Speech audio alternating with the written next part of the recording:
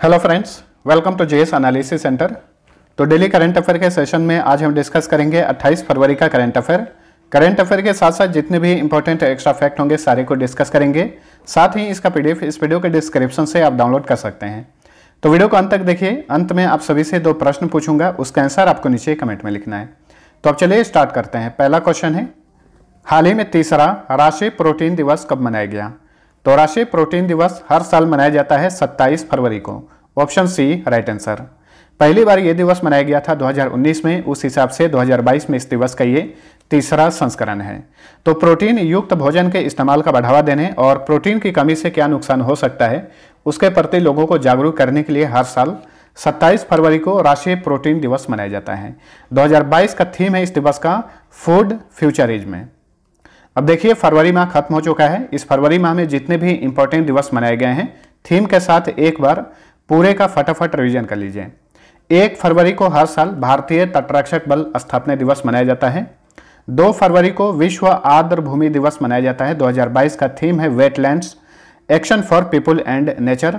Theme भी आप साथ साथ में देखते चलिए। 4 फरवरी को विश्व कैंसर दिवस मनाया जाता है। 4 फरवरी को ही मानव बंधुत्व का अंतर्राष्ट्रीय दिवस भी मनाया जाता है। 10 फरवरी को विश्व दलहन दिवस मनाया जाता है। 11 फरवरी को विज्ञान में महिलाओं और लड़कियों का अंतर्राष्ट्रीय दिवस मनाया जाता है। 13 फरवरी को राष्ट्रीय महिला दिवस और 13 फरवरी को ही विश्व भर में विश्व रेडियो दिवस मनाया जाता है। 14 फरवरी को अंतर्राष्ट्रीय मिर्गी दिवस मनाया जाता है। 21 फरवरी को अंतर्राष्ट्रीय मातृभाषा दिवस मनाया जाता है। 24 फरवरी को केंद्रीय उत्पाद शुल्क दिवस मनाया जाता है और 27 फरवरी को हाल ही में राष्ट्रीय प्रोटीन दिवस मनाया गया। चलिए अगला क्वेश्चन है, किस मिशन के तहत यूक्रेन में फंसे भारतीयों का रेस्क्यू किया जा रहा है? तो देखिए, रूस और यूक्रेन के बीच में युद्ध चल रहा है और यूक्रेन में हजारों भारतीय फंसे हुए हैं। उन्हें सुरक्षित रूप से बाहर निकालने के लिए भारत सरकार ने एक ऑपरेशन लॉन्च किया है। यह है operation Ganga. Option B right answer. आप लोग चेरनोबिल हादसा का नाम सुने होइएगा। चेरनोबिल आपदा जिसे बोलते हैं। चेरनोबिल शहर है यूक्रेन में और चेरनोबिल परमाणु संयंत्र में ब्लास्ट हो गया था 1986 में, जिसमें हजारों लोग मारे गए थे। जैसे भोपाल गैस त्रासदी हुई थी, उसी तरह से इतिहास की सबसे बड़ी त्रासदी में से एक है चेरनोबिल परमाणु संयंत्र में हादसा, जो कि 1986 में हुआ था। तो याद रखिएगा, चेरनोबिल शहर कहाँ पर है? ये यूक्रेन में है और रूस ने हमला किया है यूक्रेन पर और चेरनोबिल जो शहर है इस पर कब्जा भी जमा लिया है रूस ने। यूक्रेन का मैप देखिए। यूक्रेन की राजधानी है कीव। यहाँ के वर्तमान में राष्ट्रपति हैं वोलोडोमिर जेलेंस्की। प्रधानमंत्री हैं डेनिस शमीहाल। यहाँ की संसद का नाम है वेरखोना राडा और करेंसी का नाम है हिरोनिया। चलिए अगला क्वेश्चन है, हाल ही में प्रकाशित पुस्तक the founders the story of PayPal and the entrepreneurs who shaped silicon valley के लेखक कौन है? पेपल आप सभी को पता होगा, पेमेंट गेटवे कंपनी है, अमेरिका आधारित ये कंपनी है। इसी के ऊपर आधारित ये पुस्तक है द फाउंडर्स। इसके लेखक हैं जिम्मी सोनी। ऑप्शन ए सही उत्तर है। 2021-22 में जो इंपॉर्टेंट पुस्तकें प्रकाशित हुई हैं इन्हें भी याद रखिएगा।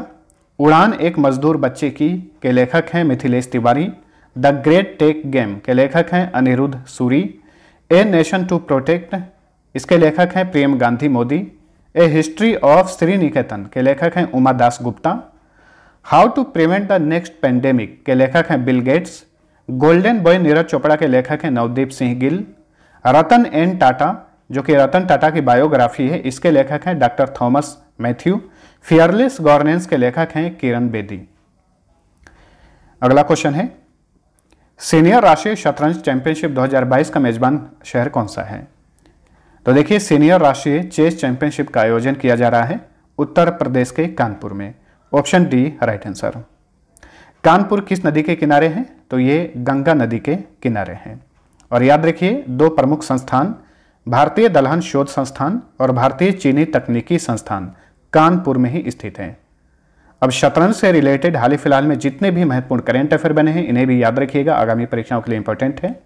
भारत के हाल ही में 72वें चेस ग्रैंड मास्टर बने हैं पुरुष श्रेणी में मित्राब गुहा, जो कि पश्चिम बंगाल के हैं। और भारत के सबसे लेटेस्ट 73वें चेस ग्रैंड मास्टर बने हैं भरत सुब्रमण्यम। ठीक है। भारत की 21वीं महिला चेस ग्रैंड मास्टर कौन है? तो ये दिव्या देशमुख है, जो कि महाराष्ट्र से बिलोंग करती हैं। टाटा स्टील शतरंज टूर्नामेंट 2022 के टाटा स्टील चैलेंजर्स वर्ग का खिताब किसने जीता? एरिगैसी अर्जुन ने जीता। वहीं अगर क्वेश्चन पूछे टाटा स्टील मास्टर्स वर्ग का खिताब किसने जीता, तो कार्लसन मैग्नस कार्लसन ने जीता। ठीक है। पुरुष वर्ग फीडे विश्व ब्लिज शतरंज चैंपियनशिप 2021 का खिताब किसने जीता? मैक्सिम वाचियर लाग्रेव ने जीता। वहीं महिला श्रेणी में फीडे विश्व ब्लिज शतरंज चैंपियनशिप 2021 का खिताब किसने जीता? बिबिसार असौबाएवा ने जीता।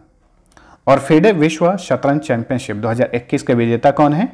मैग्नस कार्लसन है, ये नॉर्वे के रहने वाले हैं।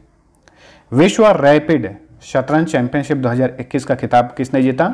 नोदिरबेक अब्दुसत्तारोव ने जीता, ये उज्बेकिस्तान के हैं। विश्व के अब तक के सबसे कम उम्र के चेस ग्रैंड मास्टर का नाम बताइए। अभिमन्यु मिश्रा, जो कि इन्होंने 2021 में ये उपलब्धि हासिल की थी। भारत के सबसे कम उम्र के चेस ग्रैंड मास्टर हैं डी गुकेश, ये भारत के हैं, तमिलनाडु से बिलोंग करते हैं। भारत के प्रथम चेस ग्रैंड मास्टर का नाम है विश्वनाथन आनंद। तो चेस से रिलेटेड इतने सारे इंपॉर्टेंट फैक्ट्स हैं, सभी को याद रखिएगा। चलिए अगला क्वेश्चन है, एल साल्वाडोर गणराज्य में भारत के नए राजदूत के रूप में किसे नियुक्त किया गया है? एल साल्वाडोर जो है ये मध्य अमेरिकी देश है, सेंट्रल अमेरिकन कंट्री है। तो यहाँ पर भारत के नए राजदूत बने हैं मनोज महापात्रा। ऑप्शन ए सही उत्तर है। अब देखिए, दुनिया का पहला बिटकॉइन सिटी जो है एल साल्वाडोर की सरकार ने स्थापित करने की घोषणा की है। बिटकॉइन को वैध मुद्रा के रूप में मान्यता देने वाला एल साल्वाडोर जो है ये विश्व का पहला देश है। एल साल्वाडोर की राजधानी है सैन साल्वाडोर। यहाँ के वर्तमान में राष्ट्रपति हैं नाइब बुकेले और करेंसी डॉलर और बिटकॉइन भी अब यहाँ की आधिकारिक मुद्रा है। नेक्स्ट, हाल ही में किस केंद्रीय मंत्रालय ने एडिटिव मैन्युफैक्चरिंग पॉलिसी के लिए राष्ट्रीय रणनीति लॉन्च की है? तो देखिए, एडिटिव मैन्युफैक्चरिंग पॉलिसी के लिए राष्ट्रीय रणनीति लॉन्च किया है केंद्रीय इलेक्ट्रॉनिक्स और सूचना प्रौद्योगिकी मंत्रालय ने। ऑप्शन बी राइट आंसर है। क्या है ये नीति? तो इस नीति का लक्ष्य अगले 3 वर्षों के भीतर वैश्विक योज्य निर्माण में भारत की हिस्सेदारी को बढ़ाकर 5% करना और जीडीपी में $1 बिलियन की हिस्सेदारी करना है। ठीक है। इसके अलावा इस नीति का उद्देश्य जो है सामग्री, मशीन और सॉफ्टवेयर के लिए 50 भारत विशिष्ट तकनीकों को विकसित करना, एडिटिव मैन्युफैक्चरिंग के लिए 100 नए स्टार्टअप, 500 नए उत्पाद और कम से कम 1 लाख नए कुशल श्रमिकों को प्रशिक्षित करना है। तो एडिटिव मैन्युफैक्चरिंग पॉलिसी के लिए राष्ट्रीय रणनीति किसने लॉन्च किया है? तो केंद्रीय इलेक्ट्रॉनिक्स और सूचना प्रौद्योगिकी मंत्रालय ने।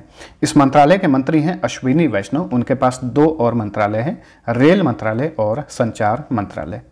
अगला क्वेश्चन है, हाल ही में किस केंद्रीय मंत्री ने प्रधानमंत्री आवास योजना ग्रामीण डैशबोर्ड लॉन्च किया है? तो प्रधानमंत्री आवास योजना ग्रामीण डैशबोर्ड लॉन्च किए हैं केंद्रीय मंत्री Giriraj Singh. Option C right answer. Giriraj Singh के पास 2 मंत्रालय हैं, केंद्रीय ग्रामीण विकास मंत्रालय और केंद्रीय पंचायती राज मंत्रालय। अब ये प्रधानमंत्री आवास योजना ग्रामीण डैशबोर्ड क्या है ये जान लीजिए। तो इस डैशबोर्ड का उपयोग जो है प्रधानमंत्री आवास योजना ग्रामीण योजना की निगरानी और प्रबंधन के लिए किया जाएगा। प्रधानमंत्री आवास योजना ग्रामीण को अप्रैल 2016 में लॉन्च किया गया था। इसका उद्देश्य 2024 तक सभी को आवास प्रदान करना है। नेक्स्ट, इसरो के किस अंतरिक्ष मिशन ने पहली बार सोलर प्रोटॉन इवेंट्स का पता लगाया है? तो देखिए, भारतीय अंतरिक्ष एजेंसी है इसरो, इसके चंद्रयान 2 मिशन ने हाल ही में सोलर प्रोटॉन इवेंट का पता लगाया है। ऑप्शन डी राइट आंसर है। चंद्रयान 2 आप सभी को पता होगा 22 जुलाई 2019 में लॉन्च किया गया था और इसका लैंडर का नाम विक्रम था, रोवर का नाम प्रज्ञान था। इसका लैंडर विक्रम जो है चंद्रमा के सतह पे उतरते उतरते थोड़े से ऊपर था कि लापता हो गया था, मतलब फेल हो गया था चंद्रयान 2 मिशन भारत का। तो इसी दौरान जो चंद्रयान 2 का ऑर्बिटर था ये चंद्रमा के कक्षा में अभी भी घूम रहा है। तो इसी ऑर्बिटर ने सोलर प्रोटॉन इवेंट्स का पता लगाया है। तो ऑप्शन डी राइट आंसर है। तो चंद्रयान 2 ऑर्बिटर ने अपने large area soft x-ray spectrometer के माध्यम से सौर प्रोटॉन घटनाओं का पता लगाया है और यही प्रोटॉन इवेंट्स जो है अंतरिक्ष में मनुष्यों के लिए विक्रम जोखिम को बढ़ाते हैं। इसरो की बात करें तो फुल फॉर्म होता है इंडियन स्पेस रिसर्च ऑर्गेनाइजेशन। स्थापना हुई थी 15 अगस्त 1969 को। मुख्यालय बेंगलुरु में है। बेंगलुरु को भारत का सिलिकॉन वैली कहा जाता है, वहीं विश्व का सिलिकॉन वैली कहा जाता है कैलिफोर्निया को। इसरो के वर्तमान में चेयरमैन हैं एस सोमनाथ बन गए हैं। सभी लोग एडिट कर लीजिएगा, एस सोमनाथ, के सिवन के स्थान पर इनकी नियुक्ति की गई है। इसरो का टैगलाइन है space technology in the service of Mankind. Vikram Sarabhai जो थे ये इसरो के प्रथम चेयरमैन थे। चलिए अगला क्वेश्चन है, national institute of urban affairs ने सस्टेनेबल सिटीज इंडिया प्रोग्राम के लिए किसके साथ एक समझौता ज्ञापन पर हस्ताक्षर किया है, यानी मेमोरेंडम ऑफ अंडरस्टैंडिंग पर हस्ताक्षर किया है। तो देखिए हाल ही में national institute of urban affairs ने सस्टेनेबल सिटीज इंडिया प्रोग्राम के लिए विश्व आर्थिक मंच यानी वर्ल्ड इकोनॉमिक फोरम के साथ समझौता किया है। तो option B right answer. Sustainable cities India programme जो है इसका उद्देश्य भारत के शहरों के लिए ऊर्जा एवं परिवहन क्षेत्रों में डीकार्बोनाइजेशन समाधान उत्पन्न करने के लिए एक सक्षम वातावरण बनाना है। वर्ल्ड इकोनॉमिक फोरम की बात करें तो इसकी स्थापना की गई थी जनवरी 1971 को। मुख्यालय स्विट्जरलैंड के जिनेवा के कोलोग्नी में है। WEF के संस्थापक और वर्तमान में कार्यकारी चेयरमैन है क्लॉस श्वाब। नेक्स्ट, हाल ही में सुर्खियों में रहा हेल्थ स्टार रेटिंग किस संगठन की एक पहल है। हेल्थ स्टार रेटिंग जो है ये भारतीय खाद्य सुरक्षा और मानक प्राधिकरण की एक पहल है। Option A right answer.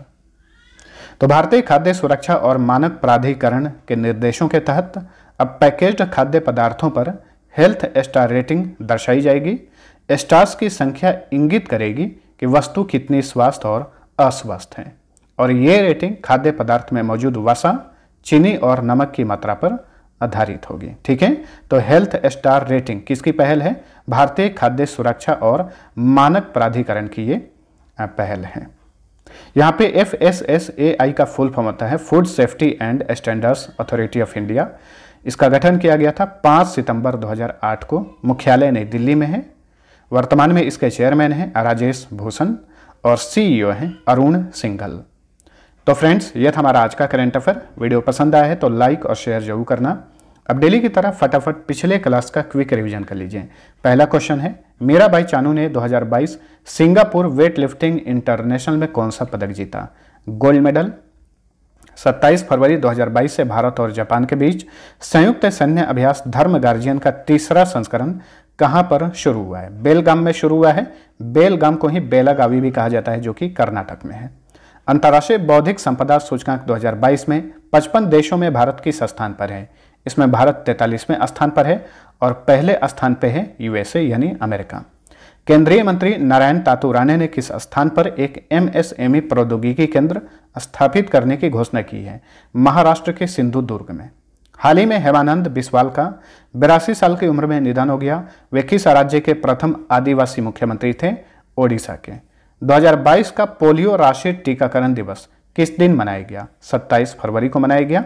ध्यान रखिएगा हर साल ये अलग अलग दिन मनाया जाता है पोलियो राष्ट्रीय टीकाकरण दिवस।